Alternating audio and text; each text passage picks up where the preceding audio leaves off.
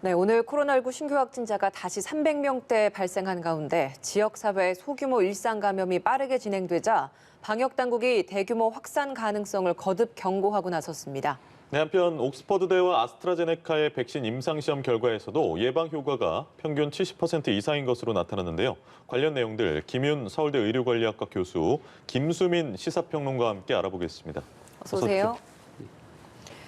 네, 오늘 발표된 코로나19 신규 확진자 어제 하루 349명 나왔습니다. 이 중에 지역 감염 사례가 320명으로 대다수를 차지하고 있고 해외 유입 사례는 29명입니다. 서울에서 132명, 네. 100명 넘게 나왔고요. 경기에서는 69명, 인천에서는 16명, 강원에서 45명으로 꽤 많은 확진자가 지금 나온 이 상황입니다. 현재 상황 어떻게 좀 판단하고 계신지 여쭤보겠습니다. 네, 그러니까 그 사회적 거리두기 1단계로 우리가 낮춘 지 한 달 만에 이제 네. 다시 감염이 증가하기 시작했고, 이게 겨울철이라고 하는 요인, 그다음에 이전에 사실은 그 집단 감염이 발생했던 요양원 등에서의 감염이 시작되면서 두 번의 이제 그 우리가 대유행을 거치면서 네. 광범위하게 형성되어 있던 그 무증상 감염자들의 감염을 중심으로 해서 일상생활에서의 감염으로 이제 점차 확산되어 가는 양상이 나타났고, 그게 지난 목요일 1.5단계를 이제 사회적 거리두기 단계를 격상을 했는데, 네. 그 효과가 나타나기까지는 아직 시간이 잠복기를 고려하면 일주일쯤 있어야 되는 상황이라 1.5단계 효과가 나타나는 이번 주 목요일까지는 아마 확산세가 계속 지속될 거라고 보고 있습니다. 네. 지난 8월 말하고 9월 초에 사회적 거리두기가 조여졌을 당시의 기억들을 아직도 그 시민분들께서 가지고 계실 텐데, 이때하고 비교했을 때 지금 2단계, 새롭게 적용되는 오늘부터 적용되는 2단계가 어떻게 좀 차이점이 있나요? 네, 예전에 2단계를 겪어봤기 때문에 어느 정도는 익숙하실 것이라고 보여지는데요. 식당 같은 경우는 오후 9시 이후, 그러니까 오후 9시 이후라는 시간을 다들 기억해 두시면 여기저기서 적용을 할 수 있습니다. 예. 그 이후에는 이제 매장 내 취식은 불가능합니다. 그래서 배달이라든지 포장 이런 것만 가능하고요. 카페도 이제 매장 내 취식이 제한이 되고, 식당이나 카페 같은 경우에 50제곱미터 이상 면적에 해당하는 그 업소의 경우는 테이블 1m를 띄운다거나 혹은 좌석을 한 칸 띄운다거나 칸막이라거나 세 가지 중에 한 가지 조치는 취해야 되는 예. 그런 거리두기가 실시가 됩니다. 실내 체육시설도 오후 9시까지만 적용이 되는 것이고요. 노래 연습장 마찬가지입니다. 오후 9시까지고 또 4제곱미터당 1명 들어갈 수 있는 수용 인원상의 제한들이 또 주어지는 거죠. 네. 그리고 이제 목욕장업이라든지 이런 쪽에서는 실내 음식 섭취가 또 제한이 되는 그런 조치들이 시행이 됩니다. 결혼식, 장례식 여기는 100명 미만으로 인원이 제한이 되고요. 영화관이라든지 이런 곳에서도 기본적으로 음식 섭취에 대한 제한들이 또 많이 이루어지고요. 또 수용 인원에 대한 제한들도 있습니다. 스포츠 경기는 전체 수용 인원의 10%, 그리고 놀이공원이나 워터파크 같은 경우는 수용 인원의 3분의 1만 들어가도록 그런 인원 제한들이 실시가 됩니다. 예. 앞서서 이제 카페 같은 부분도 짚어주셨습니다만, 카페는 9시 이후에 이용 불가가 아니라 이제 매일 아침부터 이제 영업하자마자 이제 쭉 네. 9시 상관없이 계속 매장 내 이용은 불가능한 거죠? 그렇습니다. 식당하고 예. 카페 좀 다르고요. 카페도 과거에 한때는 이제 프랜차이즈형이라든가 예, 여기만 예. 적용이 됐는데 이제는 조금 더 범위가 넓어졌어요. 기본적으로 빵집의 외형을 갖고 있더라도 커피라든지 이런 것들이 취식이 중심이 되는 그런 업소도 적용이 된다라는 게 차이가 있겠습니다. 개인 카페라고 하더라도 규모가 작더라도 카페 내에서의 취식은 불가능하다는 네, 그렇습니다. 말씀이십니다. 예. 최근에 보면 한 주간 하루 평균 확진자 수가 120명대에서 250명대로 2배 이상 증가한 상황입니다. 때문에 네. 수도권에서도 사회적 거리두기 2단계로 격상됐고, 네. 하동, 순천도 2단계고요. 보면 호남 그리고 일부 강원, 충청, 충남권에서도 1.5단계 거리두기가 이렇게 시행되고 있습니다. 네. 지역별로 좀 다른 상황인데, 예. 그럼에도 불구하고 우리 제주 사례를 보더라도 서울에서 제주를 간 사람도 감염이 된 적도 있고, 네. 제주에서 한 사람이 서울에 왔다가 또 감염이 돼서 돌아가는 경우도 있었고, 이런 네. 좀 일일 생활권이라고 우리나라가 한반도 내에 또 그렇게 되어 있기 때문에 이런 지역별로 조금은 다른 이런 사회적 거리두기 단계에 대해서 좀 적절하다라고 보시는지요? 전국적으로 지금 코로나19 환자가 발생하고는 있지만 네. 아직 수도권과 뭐 강원 등 일부 지역을 중심으로 해서 좀 많은 환자가 생기고 있는 상황이라 모든 지역이 다 높은 단계의 사회적 거리두기, 그러니까 수도권 수준의 사회적 거리두기 단계를 적용하면 아직 환자는 적게 발생하고 있는 곳에서 너무 사회 경제적인 피해가 클 수 있어서 지역별로 조금 다른 단계를 적용하는 게 적절하다고 생각합니다. 네. 최근에 감염 양상을 연령대로 좀 보면 젊은 층이 굉장히 네. 많다 보니까 이 젊은 층은 위중 환자로 갈 확률은 높지는 않습니다만 전파력이 또 크기 때문에 네. 그리고 문제인 것이 본인이 감염된지도 모르잖아요. 그런 네. 사이에 전파를 하고요. 네. 이게 좀 문제 아니겠습니까?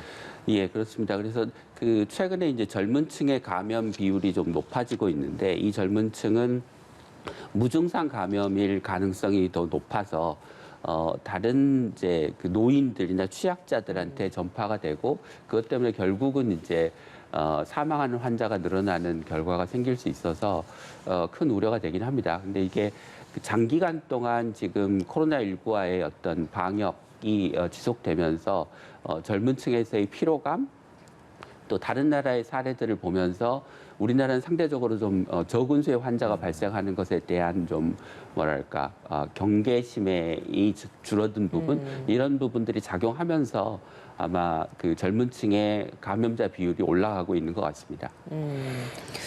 네, 1, 2차 유행 당시에 거리두기 강화를 통해서 확진세가 좀 줄어든 효과가 있었잖아요. 네, 그렇습니다. 그러면 2단계 시행 뭐 하루 됐습니다만 2주간 시행한다고 했으니까요. 네. 그 효과가 좀 어느 정도 있을 거라고 보시는지 어떻게 예상을 하십니까? 그러니까 코로나19의 잠복기를 고려하면 이제 대개 적어도 한 일주일 정도는 지나야 효과가 나타나기 시작하고 열흘이나 2주쯤 되면 이제 본격적으로 효과가 나타나기 시작할 텐데요. 네. 첫째는 지금 사회적 피로감이 상당히 쌓여 있는 상태, 자영업자들이 사회 경제적으로 좀 한계에 몰려 있는 상황, 그다음에 겨울이라고 하는 계절적 요인, 이전에 비해서 그 무증상 감염자의 층이 좀 더 많을 것이라고 두터울 것이라고 하는 점, 이런 점들을 고려하면 아마 봄이나 여름보다는 그 거리두기의 효과가 상대적으로 좀 적지 않을까 이렇게 이제 예상이 되고요. 그거는 달리 말씀드리면 올 겨울 내내 굉장히 꽤 많은 수의 확진자가 지속적으로 발생할 가능성이 높다. 이렇게 아마 예측을 하는 게 합리적이지 않을까 싶습니다. 네. 상황이 이렇다 보니까 소상공인이나 자영업자들의 타격이 만만치 않은 상황이라서 정치권에서는 3차 재난지원금 논의가 지금 시작이 된 모양새에 어떤 이야기들이 오갑니까? 네, 일단 거리두기도 격상이 됐거니와 최근에 외식 쿠폰 지원까지도 예. 중단이 됐거든요. 여러 가지 이중고 이상의 고통을 자영업자들이 분담을 해야 되는 거기 때문에 재난지원금 논의는 다시 나올 수밖에 없습니다. 근데 문제는 올해 책정된 예산으로 재난지원금을 지급을 할 그런 여력이라든지 시간은 안 된다는 것이고요. 그렇다면 내년에는 반드시 지급해야 되는 것 아니냐 이 얘기가 당연히 나오는데 문제는 현재 국회에서 예산심사에 한창 돌입을 한 상황이고 네. 사실 예산이 법정 시한에 딱 마무리된 적이 별로 없긴 한데 법정 시한으로 치더라도 12월 2일 정도입니다. 근데 그 사이에 지금 이제 이거 어차피 줘야 될 재난지원금이라면 본 예산에 반영해야 되는 게 아니냐. 올해 했던 것처럼 추경에 반영하는 것으로는 한계가 있고 문제가 있다. 이런 지적이 특히 야당에서 대두가 예. 됐거든요. 근데 지금 시간이 좀 촉박하다는 문제가 있고 예산 편성을 주도하고 또 국회에서 다수 의석을 갖고 있는 여당 입장에서 난색을 표명하고 있다라고 하는 게 걸림돌이 될 것 같습니다. 그리고 재난지원금을 어떻게 지급하느냐 이것에 대해서도 보편적 지급을 할 것이냐 아니면 선별적으로 할 거냐 이걸 가지고 또 논쟁이 들어갈 수 있기 때문에 굉장히 그 정해진 시간 내에 이 문제를 결론 낼 수 있을지는 좀 회의적인 부분이 있는 거고요. 어쨌든 이제 이 부분은 올해 재난지원금을 지급을 해봤기 때문에 나름대로 기준을 정해놓고 빨리 결정을 해서 본 예산에 포함을 시키든지 아니면 내년 1차 추경을 빨리 지금이라도 대비하든지 이런 예. 쪽으로 좀 가닥을 잡아야 될 것 같습니다. 뭐 사실 2차례 지급이 됐기 때문에 그 효과 부분에 있어서도 여러 가지 뭐 결과 분석들이 나오고 있지 않습니까? 처음에는 전 국민에게 지급을 했었고 그 다음에는 핀셋으로 지원을 한 상황이었는데 지금 3차로 이야기가 나오는 걸 보면 뭐 전 국민에게 뭐 지역 화폐를 지급하자 뭐 이런 이야기도 나오고 있어서 평론가께서는 좀 어떤 방법이 좀 더 효과적일 네. 거라고 좀 보십니까? 1차 재난지원금 같은 경우에 보편 일괄 지급을 하지 않았습니까? 근데 여기에 대해서 나름의 분석들이 이루어졌는데 어떻게 보면은 이제 사회적 수혜 이런 수준에서 고소득층이 저소득층보다 더 수혜를 받다라고 하는 결과도 나왔거든요. 그게 왜 일어나는 거 하니 사실 지급은 전반적으로 다 했지만 어떤 부유층에 대해서 특별히 증세를 하거나 이런 부분이 없었기 때문에 네. 보편적 재난지원금이 역진적 성격을 띈 것이죠. 그래서 이제 사실은 보편이냐 선별이냐 이 문제도 예산에 한정된 범위라고 하는 그 제약 때문에 발생을 하는 것인데 보편으로 지급을 할 경우에는 뭐 일시적인 것일지라도 코로나 증세라고 부를 수 있는 그런 조치가 같이 따라 붙거나 아니면 예산에 한계가 있다 싶으면 이제 선별적으로 지원하는 그 방법을 모색해야 되겠다. 그러니까 답은 없습니다. 보편이든 선별이든 답은 없는데 그 답에 맞는 세부 방안들이 받쳐줘야 된다라는 거. 예, 그것을 반드시 개혁을 하고 보편의 경우는 그 자금을 어떻게 마련할 것이냐. 그리고 선별의 경우는 어느 계층에 지원을 해야 전체적으로 효과가 클 것이냐. 이 두 가지에 초점을 맞춰야 될 것 같습니다. 네, 알겠습니다. 근데 오늘부터 이제 서울시의 시내버스는 밤 10시 이후에 20%를 감축하고 27일부터 지하철도 그렇게 되고요. 10명 이상 집회도 금지가 되는데 이 내용들은 저희가 좀 그러니까 거리두기 2단계는 2주 동안 시행이 되지만 1,000만 시민 멈춤의 기간은 연말까지 쭉 시행이 됩니다. 연말에 아무래도 좀 사람들의 이동이 많아지고 바이러스 접촉이나 감염의 위험이 높아지다 보니까 이런 조치를 시행했는데 이렇게 대중교통을 좀 죄는 것 이거 어떻게 좀 보면 될까요?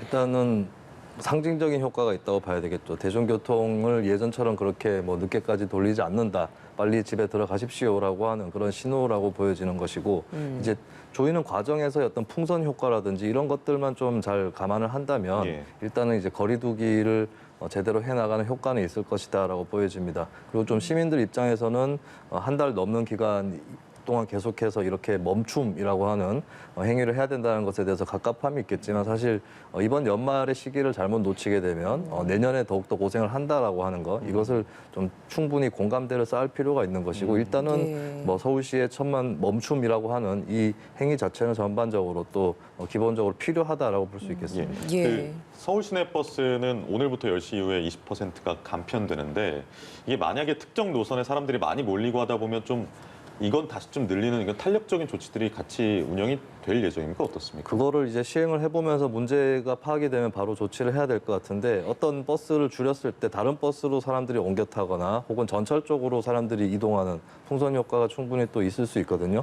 그런 의미에서는 이제 그 상황들을 좀 면밀히 모니터를 할 필요가 있는 것이겠고요. 또 마을버스라든지 지선 간선버스라든지 여기서도 좀 차등이 생길 수도 있다라고 예. 하는 것을 좀 감안하고 이 부분은 그러게요. 앞으로 만약에 부작용이 생긴 다음에 탄력적으로 바꿀 수 있도록 충분히 대비를 서울시에서도 해야 될 것으로 보입니다. 예, 재난지원금 뭐 정책적인 부분에 있어서 저희가 좀 김수민 평론가에게 좀 많이 물어봤는데 이게 방역적 측면에서 봤을 때 교수님께서 보시기에는 네. 보통 이 방역 대책을 만들 때 어느 정도 기간을 딱 정해두고 발표를 하는 것이 더 네. 효과를 보는데 좋다라는 전문가들의 의견도 있는데 네, 그렇습니다. 지금 뭐 서울시 같은 경우에는 연말까지라고 해서 굉장히 좀 긴 기간, 명확한 기간이 없는 상황에서 이렇게 발표가 된 거잖아요. 네. 어떻게 좀 판단을 하십니까? 그러니까 이제 코로나19가 수도권에서 뭐 서울에서 특히 이제 빠르게 증가하고 있는 점을 고려하면 뭐 서울시의 고충이 이해되지 않는 바도 아니나 예. 그 이제 2단계 격상의 효과를 좀 보고 이후에 조치를 취했으면 좋지 않았을까라는 생각이 듭니다. 만약에 2단계 조치가 이제 어느 정도 효과가 있는데 확진자 수가 줄어들진 않고 200명대의 확진자를 유지한다고 하면 네. 2단계보다 더 낮은 단계로 사회적 거리두기 단계를 격화시킬지 아니면 계속 유지할지에 대한 이제 고민을 좀 해봐야 되는 상황이 저는 벌어질 거라고 생각하고요. 제 생각에는 우리가 방역과 일상의 조화를 생각한다면 네. 방역 인력을 키우고 중환자를 치료할 수 있는 병상과 인력을 늘리는 쪽으로 방향을 잡고 사회적 거리두기는 200명대가 수도권에서는 유지된다고 하면 사회적 거리두기 단계를 낮추는 게 저는 맞다고 생각합니다. 그러니까 그 방역을 잘 하기 위해서 우리가 너무 많은 사회 경제적 피해를 감수하고 있고 미국이나 유럽의 기준으로 치면 우리나라 전체로는 일평균 500명 정도는 굉장히 안전한 단계고요. 수도권으로 치면 한 250명 정도는 굉장히 안전한 단계이기 때문에 너무 우리가 그 감염자의 수, 확진자의 숫자에 그 경계선을 너무 낮게 잡고 있고 그로 인한 사회 경제적 피해와 피로감이 높아지고 있고 사실 피로감이 높아지면 국민들이 정부가 지침을 내린다고 해도 그 지침을 잘 따르지 않을 가능성이 높기 때문에 예전보다 결국은 방역의 효과를 나타내지 못하는 악순환의 고리로 들어가게 됩니다. 그렇게 되지 않도록 하기 위해서는 방역과 일상의 조화가 중요하고 사실 사회적 거리두기를 단계를 높이는 것보다 정부가 해야 될 방역 역량을 강화하는 조치도 함께 취해야 되는 거죠. 그러니까 말씀 중에 안전이라는 단어를 쓰셨는데 안전이라는 것이 네. 뭐 무사안일하게 있어도 된다는 얘기가 아니라 네. 그 정도 나오는 상황에서는 우리 의료적인 그런 여력이 뒷받침이 되기 때문에 그렇습니다. 이런 것들을 좀 믿고 네. 국민들도 따라가도 된다는 그런 표현이신 거죠? 그러니까 위험한 사인은 확진자의 숫자가 빠르게 늘어나는 것이지 확진자의 숫자가 200명, 300명이 된다고 우리나라 수준에서 의료 체계나 방역 역량을 키운다는 걸 전제로 했을 때 위험한 수준은 아니라는 거죠. 지금 보면 확산세가 빠른 겁니까? 그러면 판단하시기에. 예, 지금은 빠른 겁니다. 그렇기 때문에 지금 사회적 거리두기의 단계를 올리는 것은 적절하지만 만약에 2주 뒤에 확진자의 상승세가 꺾여서 현재 수준을 유지한다고 했을 때 그러면 사회적 거리두기의 단계를 계속 유지하는 게 맞냐? 저는 아니라고 생각합니다. 알겠습니다. 이런 상황에서 내일 민주노총이 집회를 예고한 상황입니다. 지금까지의 방역 기준으로 보면 10명 이상의 집회가 불가능한 상황이지 않겠습니까? 이런 민주노총의 집회 강행 어떻게 좀 판단을 하시는지 네. 여쭤보겠습니다. 방역을 위해서 대규모 집회는 당연히 위험한 것이기 때문에 제한돼야 되겠죠. 근데 코로나19 과정에서도 시민들의 어떤 표현할 자유, 집회 권리 이런 것들은 기본권에 해당하는 거기 때문에 원천적으로 봉쇄할 수는 또 없을 것입니다. 저는 두 가지 극단 사례를 다 겪어봤다고 보는데요. 첫 번째가 광복절 집회입니다. 근데 광복절 집회의 문제는 집회 자체도 문제가 있었지만 그 전에 사회적 거리두기 격상이 이루어지지 않았었거든요. 이루어진 것은 그 이후였기 때문에 더 그런 집회를 좀 방치한 그런 성격이 있었던 거고 그렇게 하지 않으면 된다. 그리고 두 번째는 이제 개천절이나 한글날까지도 좀 광장을 원천 봉쇄하는 모습을 보였었는데 또 그렇게까지 할 필요가 있는가? 라고 했을 때 10인 이상 집회 금지라고 하는 조치는 적절하다고 볼 수 있겠습니다. 그래서 이것을 지킨다면은 크게 문제가 없을 수 있다라고 하는 것이고 그리고 우리가 갖고 있는 고정관념 중에서 파업하고 대규모 집회를 좀 동일시하는 관념이 있는데 파업은 사실은 그냥 일을 파하는 거거든요. 하지 않는 거기 때문에 굳이 집회를 나가지 않고 집에서 쉬더라도 그것이 이제 파업이 될 수가 있습니다. 그렇다면 이건 이제 민주노총 입장에서도 굳이 대규모 집회를 강행할 이유는 없는 것이고 그리고 10인 이상의 집회 금지라는 조치를 잘 지켜나가면서 굉장히 산발적으로 적은 인원으로 또 여러 군데서 그냥 집회를 하는 것이 그렇게 함으로써 또 방역에 별로 차질이 없다라고 하는 걸 보여주는 것이 코로나19 시대의 집회 자유를 어디까지 허용할 수 있으며 또 어떻게 지켜나갈 수 있을 것인지 이걸 보여준다고 생각합니다. 그래서 10인 이상이라는 기준을 적절히 지킨다면은 크게 방역에는 문제가 없을 것이다. 물론 그 외에 마스크 착용이나 여러 조치를 취해야 되겠지만 어쨌든 민주노총 정도면은 이제 한국의 노동자 중에서 가장 많은 사람들이 가입한 제1노총 지위를 갖고 있기 때문에 본인들이 하는 것이 앞으로 뒤따라올 수 있는 다른 사람들에게 모범이 될 수 있다는 걸 반드시 유념을 할 필요가 있겠습니다. 그러면 9명씩 이렇게 산발적으로 집회를 하는 그런 방식에 대해서 말씀하시는 건가요? 네, 그렇습니다. 굳이 대규모 집회해야 될 이유는 없는 것이고 또 이 집회를 여는 이유가 국민들의 여론을 환기시키는 거 아니겠습니까? 예. 근데 방역에 위험이 있을 정도의 집회다라고 해버리면 역효과가 날 것이고 네. 본인들도 잘 알고 있을 것이다라고 봅니다. 그래서 현재 서울시에서 시행되고 있는 10인 이상 금지 이 조치를 잘 지켜나가는 것이 가장 관건이 될 것이라고 봅니다. 민주노총도 이런 대규모 집회에 있어서는 2단계 격상 이후로는 좀 소규모로 해서 각 민주당 의원들 사무실 앞에서 이제 좀 10인 이하로 하는 방안으로 또 고민을 하고 있다라고 하는 이야기도 전에 들은 것 같은데 이 정도라고 한다면 그럼 교수님께서 좀 방역 측면에서 보셨을 때 일상과 방역의 조화라고 판단을 할 수 있겠습니까? 네, 그러니까 기본적으로 그 실외 공간은 실내 공간에 비해서 감염 위험이 한 18배 정도 낮습니다. 그렇기 때문에 우리가 지금 이제 8.15 집회 이후에 뭐 개천절 집회, 한글날 집회 이후에 여러 차례 이제 집회들이 있었는데 그 집회들에서 비교적 방역 수칙을 잘 지키고 소규모 집회를 하면서 집회를 통한 감염이 발생했던 사례가 거의 없기 때문에 뭐 소규모 집회를 하고 방역 수칙을 잘 지킨다고 하면 저는 큰 문제가 없을 거라고 생각합니다. 예. 네, 알겠습니다. 저희가 그 모두의 이야기 나눈 것이 젊은 층 위주의 확진세가 지금 이어지고 있다는 얘기를 나눴는데 이게 수치로도 나타나는 것이 군대 입병 장병들 있지 않습니까? 네. 20대일 텐데 그 이들한테 형성된 항체가 일반인의 3배라고 합니다. 이게 예. 이제 다시 말하면 젊은이들 사이에 그 감염이 만연해 있다는 것을 보여주는 것이고 네. 또 한 가지 이제 부대 내 감염이 늘어난 이유도 어느 정도 네. 설명을 해주는 것 같습니다. 예, 예. 어떻게 보셨습니까? 그러니까 우리가 소위 이제 조용한 전파자라고 하는 무증상 감염자의 비율이 확진자 수보다 상당히 많이 있을 거다라고 얘기를 했는데 그 숫자가 젊은 층에서 한 3배쯤 된다라고 하는 결과가 나온 걸로 이해하시면 될 것 같고요. 이 숫자는 외국에 비해서는 상당히 낮은 숫자입니다. 그래서 유럽이나 미국에서는 이제 비슷한 혈청 역학 조사를 해보면 그 감염자로 확진이 되지 않았는데 항체를 보유하고 있는 사람의 비율이 대개 한 10배 내외 정도 됩니다. 그러니까 우리나라는 확진자 숫자가 적으니까 무증상 감염자의 숫자도 상대적으로 네. 굉장히 낮은 거라고 이해하시면 될 것 같고요.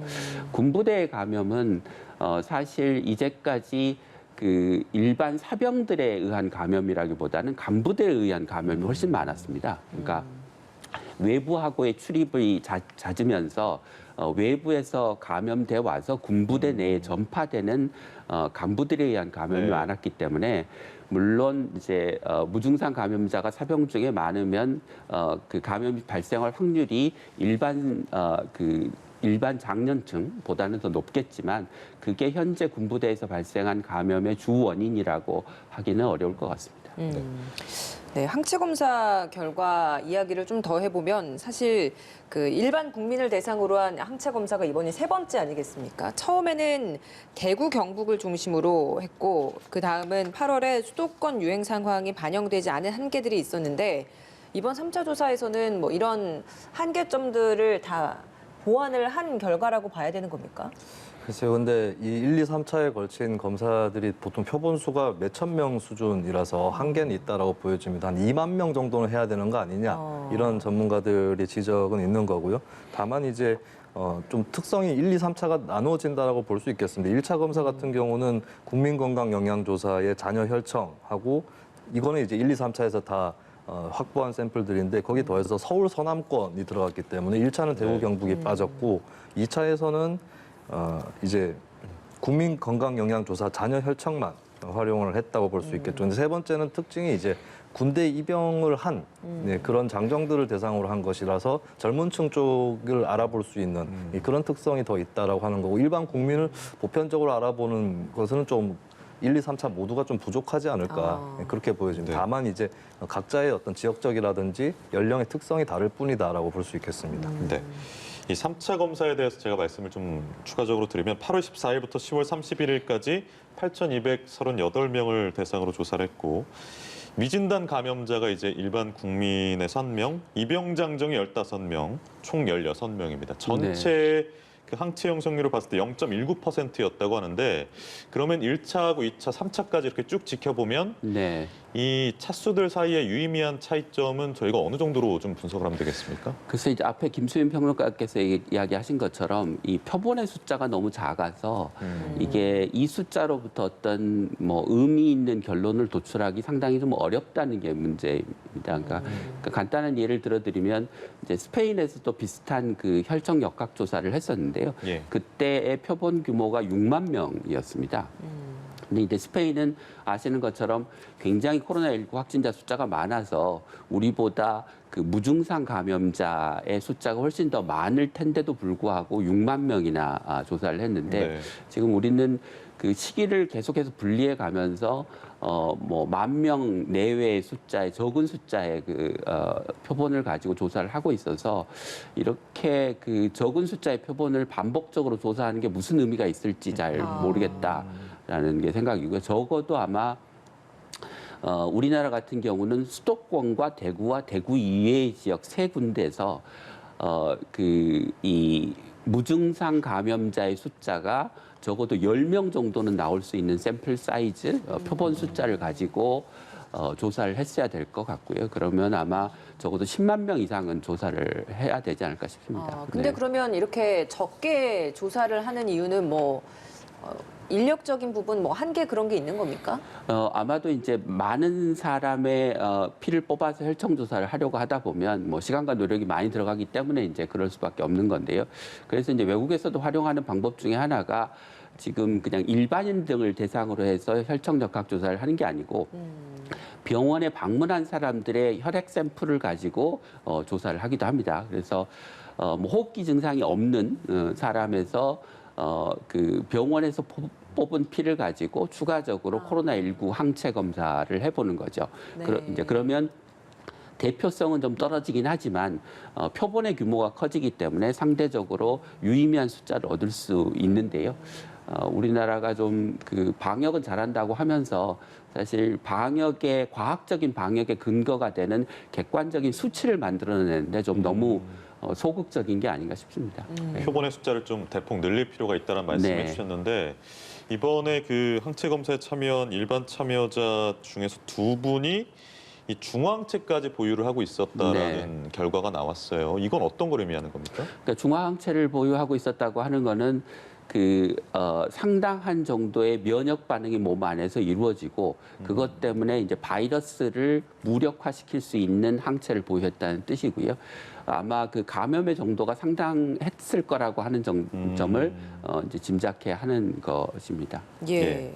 알겠습니다. 지금부터는 좀 사례에 대한 질문을 좀 드리겠습니다. 노량진 임용고시 학원과 관련된 확진자 총 81명입니다. 문제는 그 응시를 했던 사람 중에서 응시할 때까지만 해도 확진 판정을 받지 않았는데 시험이 끝나고 나서 확진 판정을 받은 사람들이 있다는 그런 부분인 것 같습니다. 여기에서 두 가지가 문제가 되는 게 먼저 잠복기를 고려할 때 시험을 치른 추가 확진자들도 계속 나오지 않겠느냐. 지금 뭐 접촉자나 이런 자가격리자로 분류가 됐기 때문에 정말 일반 응시자와는 다른 공간에서는 봤지만 그 같은 공간에서 본 사람들 간에는 또 추가 감염 우려가 있는 부분이지 않겠습니까? 이 부분 좀 어떻게 좀 전망을 하십니까? 두 가지 걸리는 부분이 크게 있는데요. 첫 번째는 시험 공간의 안전성입니다. 이 임용고시 관련해서 청와대 청원 게시판에도 글이 올라왔었는데 칸막이가 설치되어 있지 않은 과정에서 또 시험 중간중간에 식사까지 했었다라고 하는 거거든요. 그런 의미에서는 현재 준비하고 있는 수능이라든지 이쪽에 비해서 시험장의 방역이라든가 이쪽에서 허술했을 가능성이 높다라고 하는 게 첫 번째가 있고요. 예. 두 번째는 이 임용고사를 보시는 분들 가운데서 그냥 계속해서 고시 준비만 하시는 분들만 있는 게 아닙니다. 학교에서 비정규직 강사라든지 교사라든지 이런 쪽으로 활동을 하시는 분들이 있고 그분들이 다시 학교에 출근을 하게 되면 이 잘못하면 이 바이러스 전파가 학교 쪽으로 이루어질 수도 있는 것이죠. 그런 것들을 감안했을 때 여기서 시험을 봤던 분들에 대한 추적 조사는 글쎄요, 뭐 이 방역 당국에서 어떻게 판단할지 모르겠지만 제 소견으로는 반드시 필요하다. 뒤늦게라도 사전에 조치가 충분하지 않았던 것이 있다면 사후에라도 그것을 추적하고 만회할 수 있는 것이 필요하다라고 저는 생각을 합니다. 네.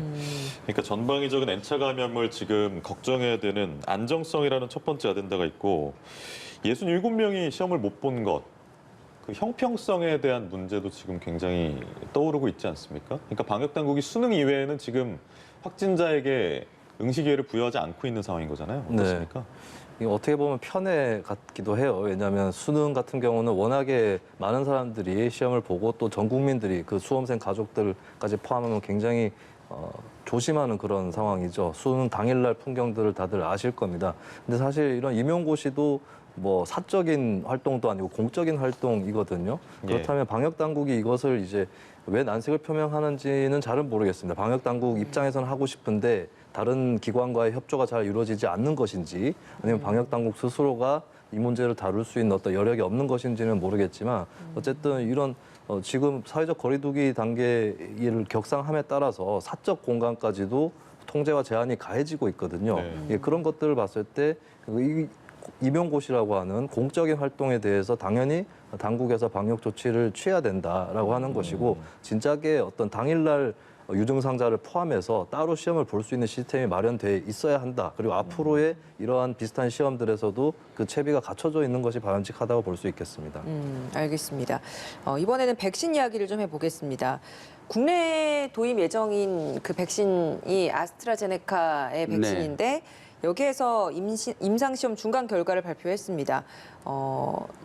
70%의 예방률이 있다. 네. 그러니까 그동안 저희가 사실 70%라고 해도 굉장히 높은 예방률인 건데 네, 맞습니다. 워낙 앞서서 이제 모더나나 화이자가 발표했던 것이 90% 이상이라는 높은 예방률이다 보니까 이 부분에 있어서는 좀 걱정스럽게 생각하시는 국민들도 있는 것 같습니다. 네. 이것도 충분히 높은 수치인 거죠? 네, 충분히 높은 수치기도 하고 그 아스트라제네카가 이제 파이자나 모더나와는 달리 그 두 가지 용량을 가지고 실험을 했습니다. 그래서 그 두 가지 방법 중에 하나는 90%, 하나는 뭐 70%를 좀 못 미치는 값이 나왔었는데, 그래서 아스트라제네카 발표로는 그 면역 효과가 낮은 방법이 아니라 높은 방법의 용법을 사용해서 백신을 접종할 것이기 때문에 사실상 아스트라제네카의 백신의 효과도 90%다 이렇게 이해를 하시는 게 맞을 것 같습니다. 그럼 반대로 그 앞서서의 화이자나 모더나도 네. 이런 고정 변수들이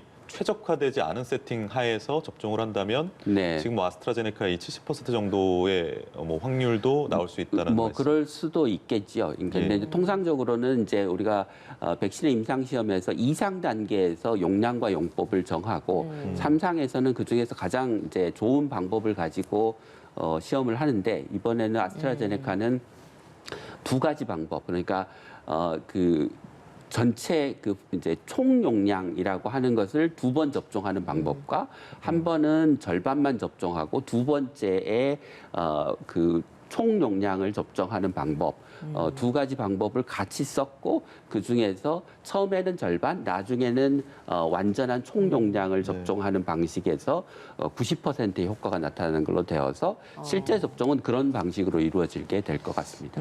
이게 만약에 실제로 국내에 공급이 된다라고 한다면 이 아스트라제네카가 굉장히 좀 좋다라고들 평가를 하는 것이 가격이 그 앞선 두 가지 백신의 10분의 1 수준이라고 하더라고요. 네. 가격이 저렴하다는 이점도 있고, 그리고 화이자나 모더나 쪽의 백신은 영하 20도, 70도 이렇게 네. 굉장히 저온 예. 보관을 해야 되는데 그렇지 않다라고 하는 이점도 있겠다고 볼 수 있겠습니다. 그리고 한 번 접종 시의 면역 효과도 뛰어나다라고 하는 그런 이점들이 있어서, 물론 이제 여러 가지의 경로로 여러 백신들에 대해서 구할 수 있도록 교섭을 해볼 필요는 있겠지만, 아스트라제네카 특별히 뭐 떨어진다거나 하는 거 없고, 그리고 거꾸로의 장점도 있다라고 하는 것을 같이 기억을 하면 될 것 같습니다. 예. 그러니까 아스트라제네카가 우리가 안정적으로 좀 공급받을 수 있다고 예상하는 이유가 그 우리 업체하고 위탁 생산 계약을 맺었잖아요. 그럼 그 네. 계약을 맺을 때 한국에 어느 정도 물량을 좀 배정하겠다라는 이런 계약 사항들 좀 포함이 돼 있었던 겁니까? 어떻습니까? 먼저 계약을 맺었다는 것 자체가 이제 물량 확보에 더 용이하다라고 볼 수 있겠죠. 현재 모더나 화이자 쪽은 아직 진행되고 있는 것이 있고, 좀 우려되는 거는 이제 백신에 대한 공평한 배분을 한국 정부가 누누이 강조를 하고 있고, 또 코백스 퍼실리티라든가 그런 것들 뒷받침할 세계적인 그런 프로젝트도 있지만, 사실 현재 미국을 포함해서 백신 국가주의, 백신 민족주의라고 할 수 있는 흐름도 나타나고 네. 있거든요. 우리가 빨리 구하는 것이 상책이다라고 하는 그런 경쟁적인 흐름이 있는데, 그런 의미에서 좀 국민들이 뭐 모더나 화이자 이쪽을 구하는데 혹시 차질이 생기는 거 아닌가 걱정을 하고 있지만, 어쨌든 예. 아스트라제네카 같은 경우는 국내 업체가 이미 위탁 생산 계약을 했다라고 하는 거, 이것에 이미 확보하고 시작하고 있다. 하는 이점이 또 한편 있겠습니다. 미국에서는 다음 달 11일쯤에 백신 접종 시작할 수 있다 이런 이야기가 나오지 않습니까? 그러니까 우리나라도 조금은 조급한 상황입니다만 내년 하반기는 돼야 백신 접종이 가능하다 이런 이야기들도 나오고 있습니다. 그러니까 우리 정부는 조금은 좀 신중하게 백신의 안정성에 대해서도 검증이 된 후에 도입하는 방안도 좀 고민을 하고 있는 것 같더라고요. 네. 그러니까 이런 부분에 있어서는 좀 어떻게 좀 평가를 하십니까? 정부가 조금 믿는 구석들은 이제 한국의 방역 상황이 다른 국가보다 좋다라고 하는 게 있고요.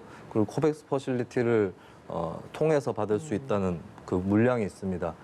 그리고 또 뭐 좀 더 봐가면서 안전성이 입증이 되면은 그때 가서 하는 것도 늦지 않다라고 하는 거. 그리고 가격 문제 여러 가지가 다 고려를 해서 이제 정부에서는 지금 그렇게 불안해하고 있지는 않은 것 같아요. 근데 문제는 이제 대중적인 감각하고의 괴리 이 예. 부분입니다. 그래서 조만간 뭐 12월 초에 구체적인 계획을 발표를 하겠다고 하는데 예. 이 부분은 이제 가능하면 뭐 며칠 안 남았긴 한데요. 조속하게 밝혀서 그렇게 차질이 있는 건 아니다. 불안해하실 필요가 없다라는 메시지를 분명하게 전할 필요가 있겠습니다. 예. 네. 알겠습니다. 왜냐하면 그 시차가 좀 있기 때문에 그러니까 네. 미국에서는 다음 달부터 바로 맞을 수 있는데 우리나라는 내년 하반기를 얘기를 하니까 국민들 네. 입장에서 약간 조급증이 생기는 것도 마찬가지인 것 같아요. 네, 그렇습니다. 교수님께서는 이 좀 조치에 대해서 어떻게 보십니까? 글쎄 내년 하반기는 좀 너무 늦은 것 같고요. 그러니까 정부가 이제 12월 초에 구체적으로 어느 백신 회사로부터 얼마쯤 구매해서 국민들이 언제부터 접종할 수 있을 거라고 하는 구체적인 발표를 한다고 하니 이제 그 발표를 기다려 봐야 되겠지만 만약에 하반기부터 접종을 한다고 하면 시기적으로는 좀 너무 늦은 것 같습니다. 그러니까 외국에 비해서 우리나라의 확진자가 숫자가 적기 때문에 조급해할 필요가 없는 것도 사실이지만 예. 또 다른 한편으로는 계속해서 확진자 수가 뭐 200명, 300명만 넘으면 사회적 거리두기 2단계, 뭐 2.5단계를 간다고 하면 그로 인한 사회적 경제적인 피해와 국민들의 피로감이 상당한 수준이기 때문에 그런 사회 경제적 피해를 고려하면 백신 접종의 시기를 그렇게 늦춰도 괜찮을까라는 의문이 들기도 하고요. 부작용을 걱정하시는 분들이 많은데 두 가지 측면에서 하나는 이 백신을 전 세계인들이 접종할 것이기 때문에 그 과정에서 뭐 세계보건기구를 포함한 각국의 정부들이 부작용에 대해서 굉장히 철저하게 검증을 해왔고 이제까지. 그다음에 두 번째는 이미 이제 연말부터 뭐 미국과 유럽에서 접종이 시작되면 접종한 후에 한 몇 개월이 지나게 되면 그 백신이 어떤 그 임상 3상 시험에서 우리가 예측하지 못했던 부작용이 생긴다고 하더라도 그것이 발견될 가능성이 이미 높기 때문에 적어도 2분기, 그러니까 한 4월 정도에는 백신 접종을 시작하는 게 저는 맞다고 생각합니다. 예, 알겠습니다. 오늘 말씀 여기까지 듣겠습니다. 김윤 서울대 의료관리학과 교수 그리고 김수민 시사평론가 두 분과 함께했습니다. 고맙습니다. 감사합니다.